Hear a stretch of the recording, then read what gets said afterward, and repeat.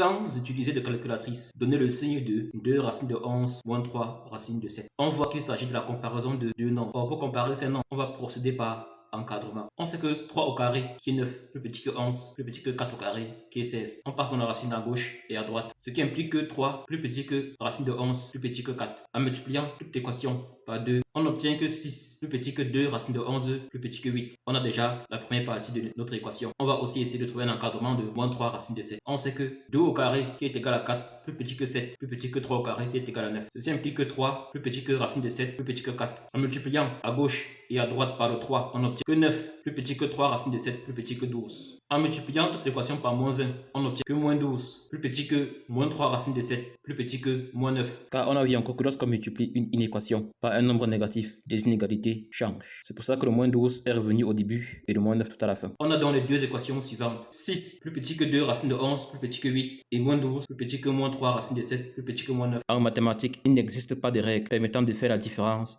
entre deux inéquations. On ne peut faire qu'une somme. Donc il était obligatoire d'avoir le moins 3 racine de 7. C'est la raison pour laquelle ici là j'ai multiplié par moins 1.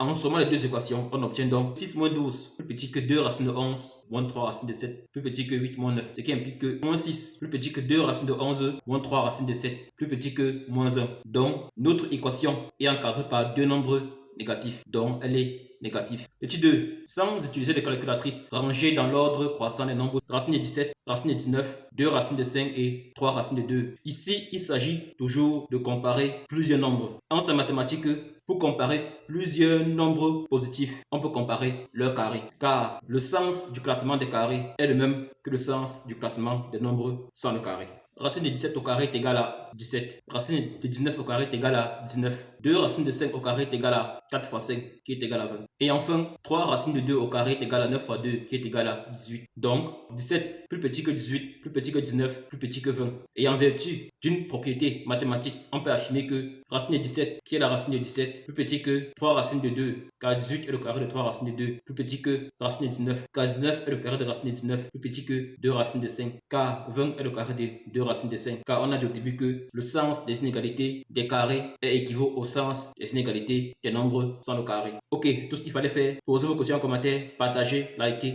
et abonnez-vous. Ciao.